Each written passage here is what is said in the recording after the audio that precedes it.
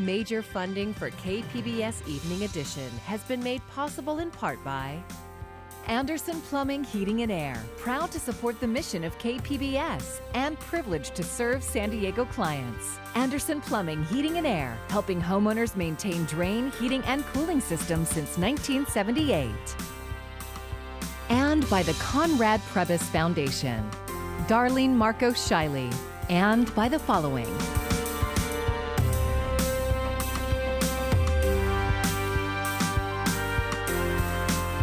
And by viewers like you. Thank you.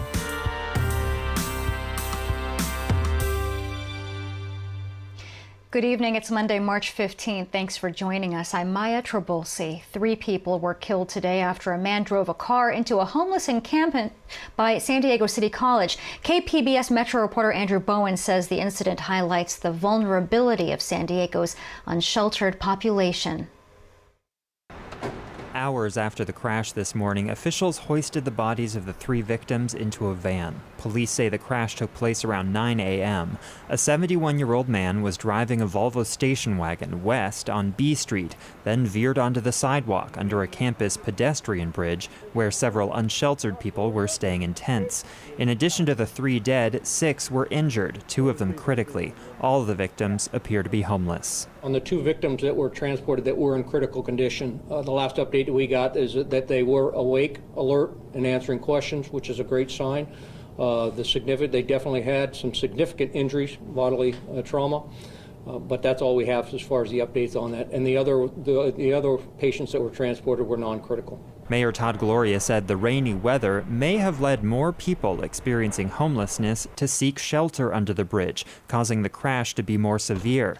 He said the tragedy highlights the urgent need for both safe pedestrian infrastructure and more housing for the homeless, so they're not forced to live in unsafe environments. This crash this morning did not have to be so devastating. Let me state it very clearly. A street is not a home.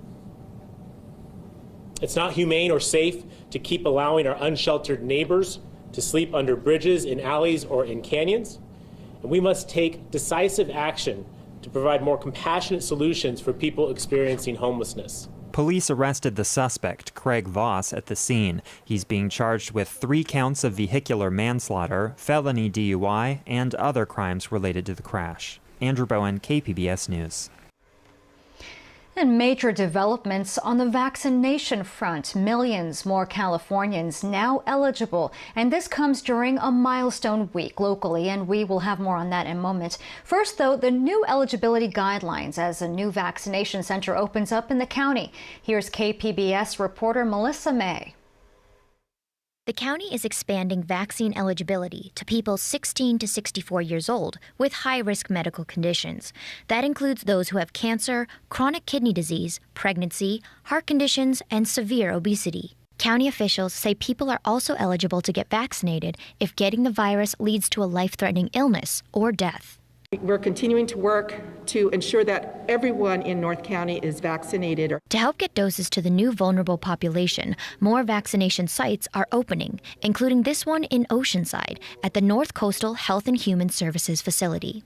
This clinic is going to play a vital role in the vaccine distribution to one of the communities hardest hit by COVID-19 in a zip code identified by the state of California as a priority here in Oceanside. This clinic will provide over 700 daily vaccines and will replace a smaller clinic in Oceanside. The state has identified this part of Oceanside as being disproportionately impacted by the pandemic. Again, this is 92058, so that it actually does include families within Capistrano, also in the Valley. Here, the California Guard troops will be administering the vaccine. I'm here with a small team of about 13 members, and we have medics and administrative personnel all here to assist with the vaccination efforts and hopefully bring this to an end. This site officially opens tomorrow, and that's when businesses could be seeing some relief from coronavirus restrictions. This will allow thousands of San Diegans to get back to work, restaurants to open at 25%, gyms to open at 10%. So hopefully, along with the vaccine, we can get back to some sort of normalcy. Officials say appointments might be hard to find, and they are asking people with underlying medical conditions to be patient. County officials as of today say vaccine eligibility also extends to people with asthma, hypertension, and high blood pressure. For the full list, go to kpbs.org. Melissa May, KPBS News. The county's first vaccine superstation is getting ready to close to make way for Padres baseball. UC San Diego Health says the site near Petco Park will close permanently at the end of the day on Saturday. Officials say they're working to ensure everyone who got their first dose of Moderna there will be able to get their second dose before then. The superstation has administered more than 200,000 vaccines, nearly 1/4 of all those given in the county so far. And for more complete details on the new eligibility requirements or for where to get your shot, head to kpbs.org. Just go to our homepage and then click on the Vaccines tab. San Diego Unified School District is sharing more about its plans to welcome back students at all grade levels on April 12th. In a message to parents, the district said every family will be able to choose either an in-person, online, hybrid, or online-only learning option. The default schedule is 4 days per week of in-person instruction. Next Monday, families will be sent an updated survey so they can finalize their selection. Carlsbad middle and high school students will be able to return to school campuses this week. KPBS North County reporter Tanya Thorne gives us the details. Starting this week, the empty halls of Carlsbad schools will once again be filled with students. Carlsbad Unified School District has gotten the green light to bring back some middle and high schoolers starting today. Devika Blasi, the mom of a middle schooler at Valley Middle School, says even this limited hybrid schedule brings some relief. But I'm not a teacher, and I can't replace what he's missing by being in a classroom with a teacher who can give the proper instruction, and then just that social piece. Students will be allowed on campus in groups or cohorts 2 days a week. Cohort A meets on Mondays and Tuesdays, while Cohort B meets Thursdays and Fridays. 2 days is better than nothing, in my opinion. It's just glad to go to school. Devika's son, Ben, says the road to this partial opening has been frustrating, and it won't be a reality until he's actually there. I'm not really getting my hopes up until I'm actually at school because it's been canceled a lot after they've emailed, but I'm starting to get more and more excited. The district says it will continue to follow health guidelines for students returning to the classroom, like wearing face coverings and social distancing. Tanya Thorne, KPBS News. Businesses across San Diego County are preparing to expand indoors starting on Wednesday. That's when county leaders believe we'll enter the less restrictive red tier. Movie theaters, museums, zoos, gyms, and restaurants will be allowed to reopen indoors at limited capacity. The change is supposed to happen just in time for St. Patrick's Day, which is good news for Irish pubs like the Field in the Gaslamp. Obviously, we're going to definitely be responsible. We won't do our massive festivities that we normally do, but we're definitely going to enjoy it and show everyone that Irish people can have a good time, even during a pandemic. The Field's bar manager says another 25% indoors means adding another 60 people. That's doubling the business that they're doing right now. The bill is signed and the checks beginning to be delivered, but the Biden White House is just getting started on a new phase for its $1.9 trillion COVID relief plan. Karen Kaifa has the details from Washington. With one phase down, another begins. President Joe Biden turning to the implementation of the COVID relief bill he signed last week. We're going to make sure that the benefits of the American Rescue Plan go out quickly and directly to the American people where they belong. Biden on Monday announced that Gene Sperling, a top economic official in both the Clinton and Obama administrations, will oversee implementation of the nearly $2 trillion economic recovery plan. At the same time, top Biden White House officials are hitting the road to explain to voters what the money will do for them. We're going to open schools, and we're going to do it safely. Vice President Kamala Harris headed to Nevada Monday, her first stop of a battleground state blitz with the 2022 midterms already in mind. Thank you all. The White House setting timelines like calling on all states to make all adults eligible for vaccines by May 1st and a return to some normalcy by July 4th. We have come a long way from where we were in early January, but we still have much work to do. Public health experts say the burden of the work rests not only on the Biden administration, but also the American people. Our best protection about them is either not getting infected, so wearing a mask and maintaining some distancing, or getting a shot in arm. The Biden administration also launching a $250 million education campaign, complete with national advertising encouraging vaccines. In Washington, Karen Kafa, KPBS News. More help is on the way to protect vulnerable residents struggling with the effects of the pandemic. More than $83 million is available through the Housing Stability Assistance Program, launched by Mayor Todd Gloria and distributed by the Housing Commission. This program won't just help tenants, it would also help the many small landlords who depend on rental income to pay their bills. This assistance program goes hand in hand with our city's eviction moratorium. Qualified low-income San Diego tenants will be getting help with past due rent, utilities, and internet service. The application period opens today and can be found at covidassistance.sdhc.org. To be eligible, households must have a City of San Diego address, a median income below 80%, as well as not receiving any rental subsidies. At least one member of the household must have a reduction of income due to COVID-19. The first payments will be in April. Inside San Diego County jails, fewer than 1% of those incarcerated have been vaccinated against COVID-19. Jail staff have been vaccinated at a much higher rate. iNewsSource investigative reporter Jill Castellano has more. The daily population in county jails is about 4,000, but just 26 inmates have received at least one dose of the vaccine. That's according to Sheriff's Department data provided last week. Meanwhile, nearly a quarter of employees have been vaccinated. The numbers alarm advocates who say infection rates are higher for those living in jail settings. Wanda Bertram of the Prison Policy Initiative says incarcerated people have a higher need for vaccine protection from the virus. So we know that holding a lot of people in these tiny facilities is causing outbreaks. And we know that the outbreaks don't stay inside those facilities. They go back into the community as well. And that's why everybody really needs to be paying attention to this. Under new state guidance, all people in county jails are eligible for the vaccine starting today. But supply may be a challenge. The county has already struggled to get enough doses. For KPBS, I'm iNewsSource investigative reporter Jill Castellano.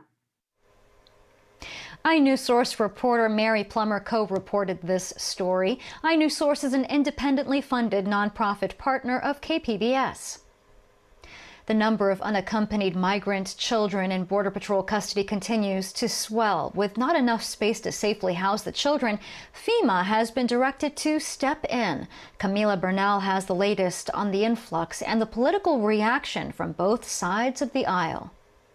Children of all ages, some with their parents, others alone. The situation that's happening right now along the border is not good. More than 4,000 unaccompanied migrant children are in Border Patrol custody. This is yet another increase. Walking up to an agent with no parents, no adults in sight, who brought them? The accelerated pace at which children are arriving and COVID-19 restrictions is resulting in children being left in jail-like facilities for extended periods of time. Now they reached a point where the system isn't moving these children fast enough. The Biden administration bringing in FEMA to help. For FEMA, this is really about the humanitarian aspect of the children. Republicans calling it a crisis, and on Monday, some even visiting the border. All because the policies of our president has changed and told them something different. Told them to risk their lives. While Democrats say this problem is not new. It's not an ideal situation, and there are lots of cleanups that still need to take place from the previous administration. But for many, it's not a blue or red problem. Unless you're going to address the underlying issue of why parents are making an extremely hard choice to send their children north, a very dangerous trip, that's going to continue to see pressure on the system as children head north. Camila Bernal, KPBS News. Our own reporter and photographer recently visited the migrant camp in Tijuana, and we will have an update on the situation at our border tomorrow on Evening Edition. It's been just over a year since the pandemic was officially declared. Shortly after, restrictions and death would follow in San Diego. As part of our series, Pandemic Life, 1 year on, KPBS reporter Matt Hoffman turns back the clock to last March. This time a year ago, pandemic hysteria was gripping the nation. The death toll was rising in New York City, while in San Diego, store shelves were out of cleaning supplies. Items like toilet paper and water became hard to find. And gun stores were seeing record sales to people like Daniel Frank of El Cajon. People are getting crazy over this coronavirus, and I want to be able to protect myself and protect my family. There weren't even 100 confirmed cases here yet, but San Diegans were already familiar with the virus. A month before, in February, hundreds of evacuees were flown in from Wuhan, China, and quarantined at MCAS Miramar. That included Frank Wusinski and his 3-year-old daughter, Annabelle. She doesn't understand what's going, why mom's not here. Within days of the first evacuees arriving, San Diego County Supervisor Nathan Fletcher declared a crisis on February 14th. Acting out of an abundance of caution, the County of San Diego is taking an administrative action by declaring both a local emergency and a public health emergency. On March 9th, County Public Health Officer Dr. Wilma Wooten announced the first positive test for a San Diego County resident. I will not go into details about the case except to say that the case is a female in her 50s. This San Diego County resident is hospitalized and doing well. At the same time, numbers were rising statewide. Tragically, we now have 6 individuals that have passed away from COVID-19. On March 15th, the governor would issue a first-of-its-kind order. We are calling for the home isolation of all seniors in the state of California. Newsom also took aggressive measures that day to begin mitigating the virus's spread. We are directing that all bars, nightclubs, wineries, brew pubs, and the like be closed in the state of California. How are we feeling today? Indoor capacity at restaurants was cut in half and social distancing measures put into place. By this time, San Diego was feeling the financial impacts of COVID-19. Major conferences at the San Diego Convention Center were canceling, schools were closing. Then San Diego State students, including freshman Chase Conderman, were sent home from their dorms. It's absolutely nuts that they gave us less than 48 hours notice to get out of here. On March 19th, all Californians were ordered to stay at home. Let's bend the curve together. Let's not regret. Let's not dream of regretting. Go back, say, well, we coulda, woulda, shoulda. Then on March 22nd, the pandemic took a deadly turn here. We will be reporting our first death for the county of San Diego. The county's chief medical officer, Dr. Nick Yifantides, had this message that day. Without alarming, but with dried-eyed realism, we are still in the eye of the storm, and we are asking you not to board up your windows, but to board up yourselves at home, please. A day after the first death, in response to crowds at beaches and parks, then San Diego Mayor Kevin Faulconer took action. Now I am directing City of San Diego staff to move forward with the closure of all parks, beaches, boardwalks, bays, city lakes, and trails to the public until further notice, in order to slow the spread of COVID-19. Face coverings were not required in San Diego County until a local order went into effect on May 1st. There are 64,000 Americans who have died in the last 2 months. The danger that's presented is real, and you can't reopen an economy if you don't have a handle on your public health situation. At first, it was hard to track the virus's spread. Samples had to be sent to the CDC lab in Atlanta for confirmation, and early on, you needed to be showing symptoms or have a doctor's referral to get a test. This is the swab that's going in your nose. It's only going to go in about an inch to the mid-level here. It wasn't until early May when state-sponsored testing sites were opening up in San Diego for the general public. As summer came, cases rose, and officials warned that we were heading in the wrong direction as parts of the economy began reopening. But it would still be months before the healthcare system saw its biggest test yet, with holiday-related surges in hospitalizations. We know people are hurting out there, and we know they're tired of the pandemic. You know what? We're damn tired of it, too. That was Scripps Health CEO Chris Van Gorder in December when the pandemic pushed the healthcare system to the brink. Matt Hoffman, KPBS News. Tomorrow, we continue our series, Pandemic Life, 1 year on, with a story about how the local healthcare system bent but did not break.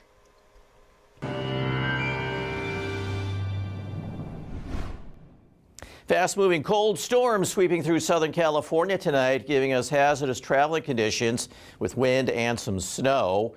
Those winds will diminish later tonight as the storm moves rapidly away, and then we'll see temperatures gradually rising with dry conditions. Into tonight, we have wind advisories and high wind warnings here, and we also have winter weather advisories. So wind and snow, a real big concern. Checking on some of our snowfall accumulations here, some spots could see about 6 to 10 inches. Snow levels as low as 3,500 feet, more the accumulations above 4,500 feet. The future radar does show us the mountain snow continuing into the nighttime hours here. Notice the showers tapering off near the coast. Temperatures tonight will be cool, and the mountains will be dropping down into the 20s. A cold night in Mount Laguna. Ramona's at 39 and San Diego's at 51. Storm moves rapidly away tomorrow. We'll be drying it out. Does look like we could see a spotty leftover shower here, but not much, and then the drier conditions come on in. And as we take a look at our forecast highs, near 60 in Oceanside, San Diego 62, so we're below average here. Ramona only 55, Mount Laguna 41, and Borrego Springs at 69. We'll start to see some milder air and dry conditions in the middle part of the week as a ridge of high pressure builds in. So here's a look at our extended forecast. Sunshine, a little cool, and then some milder weather. That gradual warm up right through the end of the week. Interior sections warming to the 70s Thursday and Friday. It will turn cooler and breezy over the weekend. Here in the mountains, well, it's pretty cold on Tuesday, but it's milder by Friday. And here in the deserts, well, it stays dry. Warming up Thursday and Friday, but breezy, a bit cooler for the weekend. And for KPBS News, I am meteorologist Mark Mancuso. The Aztecs are headed to the big dance. San Diego State got the 6th seed in the NCAA men's basketball tournament.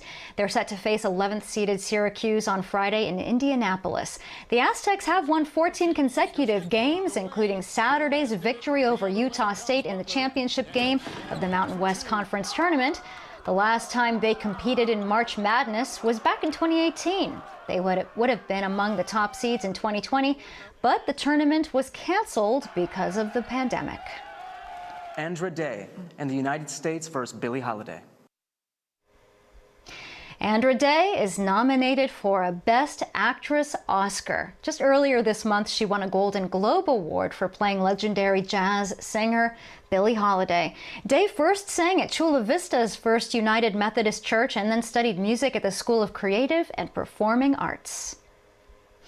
As we arrive at the one-year anniversary of the COVID-19 pandemic, among those who've struggled the most are owners of small businesses. And today we hear from Greg Schloss, whose North Park store AB Sporting Goods closed for good in January. That is my grandfather Dave and my father Joe. Well, my grandfather started in 1941. In those days, it was a small appliance store where he sold radios and phonographic records and all kinds of small appliances. I've worked there for 40 years, so I was, I think, 22 when I started working there.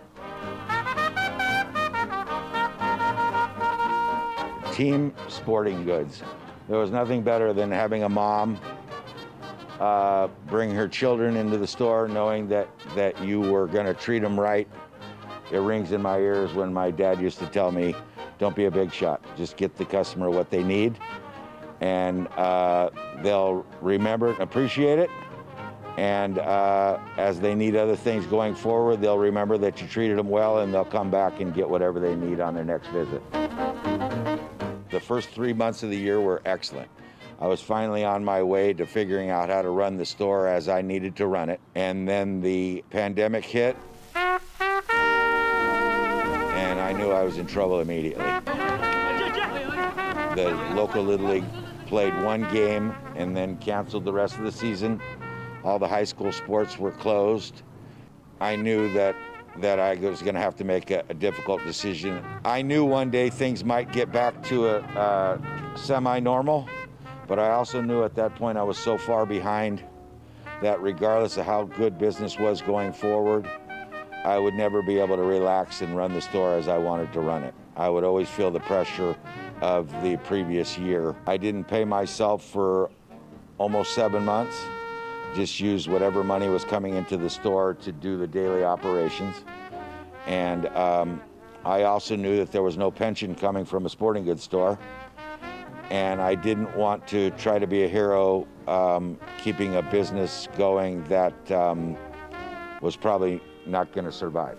So I took the thoughts of my grandfather and my father, and I think they would have told me both that I made the right decision. I'm not doing anything now. It's been, as of yesterday, it's been 2 months since I closed the store. I thought that I would feel much differently than I do now, but as far as knowing what's next for me, I feel like I'm floating around in a boat to a certain extent. It is hard because I'm a routine-oriented person. I went to the store every day at 7:30 in the morning for 40 years. So that's a difficult routine to stop all of a sudden. That story was produced by KPBS investigative reporter Claire Tregesser and video journalist Nick McVicker. Stay tuned for more stories from business owners this week. You can find tonight's stories on our website, kpbs.org. Thank you for joining us. I'm Maya Trabulsi. Have a great evening. Major funding for KPBS Evening Edition has been made possible in part by Anderson Plumbing, Heating and Air, proud to support the mission of KPBS and privileged to serve San Diego clients. Anderson Plumbing, Heating and Air, helping homeowners maintain drain, heating, and cooling systems since 1978. And by the Conrad Prebys Foundation, Darlene Marco Shiley, and by the following.